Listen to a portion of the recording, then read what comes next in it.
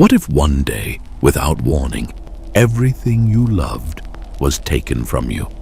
Your children gone, your home destroyed, your wealth stolen or burned to ashes, your health shattered. What if the very people who were meant to comfort you told you it was your fault? And what if God himself was silent?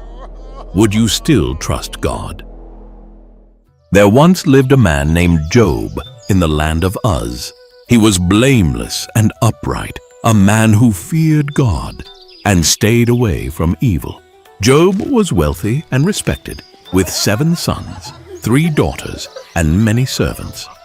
He owned thousands of animals, 7,000 sheep, 3,000 camels, 500 oxen, and 500 donkeys. He was considered the greatest man among all the people of the East. One day, the angels came to present themselves before God, and Satan also came with them. "Where have you come from?" asked the Lord. Satan answered, "From roaming throughout the earth, going back and forth on it." God continued, "Have you considered my servant Job? There is no one like him, blameless and upright, fearing God and shunning evil." Satan replied, "Does Job fear God for nothing? You've put a hedge around him and blessed him. But stretch out your hand and strike everything he has, and he will surely curse you to your face." God said, "Very well, everything he has is in your power, but do not lay a finger on the man himself." One ordinary day, Job was at home when messengers began to arrive, one after another, each bearing more horrifying news than the last. The first messenger came running, breathless and terrified. He said, "The oxen were plowing and the donkeys were grazing nearby when Sabeans attacked and made off with them. They put the servants to the sword, and I am the only one who has escaped to tell you." Before the first servant even finished speaking, a second burst through the door with even more shocking news. "The fire of God fell from the heavens and burned up the sheep and the servants, and I am the only one who has escaped to tell you." Again, as the second messenger finished, a third ran in with more grim news. "The Chaldeans formed 3 raiding parties, swept down on your camels, and made off with them. They put the servants to the sword, and I am the only one who has escaped to tell you." While the third messenger was still speaking, a fourth rushed in with grief and horror. He said, "Your sons and daughters were feasting and drinking wine at the home of their oldest brother, when suddenly a mighty wind came from across the desert. It struck the 4 corners of the house, and it collapsed on them, and they are dead. I am the only one who has escaped to tell you." In a matter of moments, Job's world was stripped bare, his wealth destroyed, his household shattered, and his beloved children lost. Job stood up, tore his robe in mourning, and shaved his head as a sign of grief. But instead of cursing God, he fell to the ground in worship, saying, "Naked I came from my mother's womb, and naked I will depart. The Lord gave, and the Lord has taken away. Blessed be the name of the Lord." In all this, Job did not sin by charging God with wrongdoing. Sometime after, again, Satan appeared before God. Just as before, God initiated the conversation with Satan. "Where have you come from?" And Satan answered in the same way. "From roaming throughout the earth, going back and forth on it." Then the Lord said to Satan, "Have you considered my servant Job? There is no one on earth like him, blameless and upright, a man who fears God and shuns evil, and he still maintains his integrity, though you incited me against him to ruin him without any reason." But Satan was not done. He responded with a cold and cynical challenge. "Skin for skin. A man will give all he has for his own life. But now stretch out your hand and strike his flesh and bones, and he will surely curse you to your face." God said, "Very well. He is in your hands, but spare his life." And so Satan went out from the presence of the Lord. By the way, if you find any of these videos interesting or enjoyable, please consider subscribing. These take a long time to make, and it really helps out. Satan struck Job with a torment unlike any he had ever known. Painful boils, inflamed sores that broke out across his entire body, from the top of his head to the soles of his feet. Every inch of Job's flesh screamed in agony. His skin blistered and cracked. Pus oozed from open wounds. He could hardly move without pain. Stripped of his children, his wealth, and now his health, Job was unrecognizable. He wandered to the edge of the city, to the place where ashes were dumped. There he sat, alone and humiliated. He took a broken piece of pottery and with trembling hands scraped at his sores, trying to find some relief. His wife, the only one left, looked at him with eyes hollowed by grief and said, "Are you still holding on to your integrity? Curse God and die!" But Job turned to her, not in anger, but with sorrow and steady faith. "You speak as one of the foolish women speaks," he said. "Shall we accept good from God and not also accept trouble?" And in all this, Job did not sin with his lips. When his 3 friends, Eliphaz the Temanite, Bildad the Shuhite, and Zophar the Naamathite, heard of the great calamity that had befallen him, they left their homes and came with a single purpose, to mourn with him and to comfort him. They had known Job as a man of strength and wisdom, respected, blessed, and noble. But when they approached and saw him from a distance, they were shaken.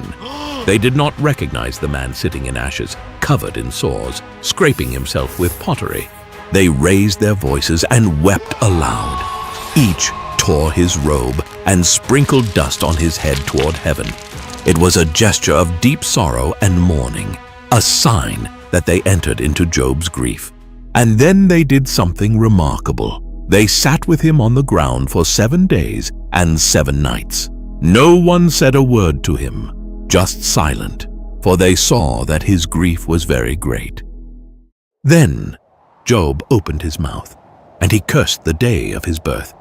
"Let the day perish on which I was born, and the night that said, 'A man is conceived.'" To Job, even the moment he came into existence felt like a mistake, a door that should never have opened. He imagined a world where he was never born, where sorrow never had the chance to find him. Why did I not perish at birth or die as I came from the womb? If only, he said, he had died at birth, then he would be at peace. He just wanted it all to stop.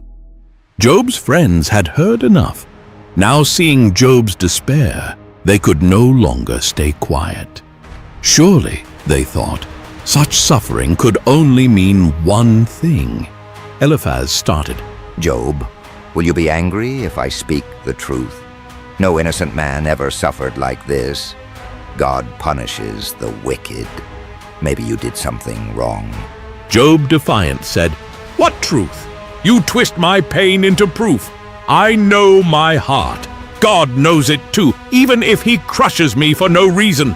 Bildad spoke. "How long will you say such things? Your children, maybe they sinned. God is fair. If you were truly good, he would help you." Job shouting, "You blame the dead? You mock me! If God would answer, I'd plead my case, but he hides while I rot." Zophar continued. "Stop lying to yourself. Such pride! God sees your wickedness. Beg for mercy before it's too late." And so the debate began. Job clinging to his innocence and accusing God of being unfair. His friends certain of his sin. Now they acted like judges. But somewhere beyond the storm clouds, God was listening. Then, after all the silence, after Job's cries, after the long speeches from his friends, the Almighty himself spoke, and from the storm the Lord answered Job. "Who is this that speaks without knowledge? Get ready like a man. I will ask you questions and you will answer me. God's voice thundered with strength, but every word was filled with purpose. Where were you when I laid the foundation of the earth? Tell me if you know.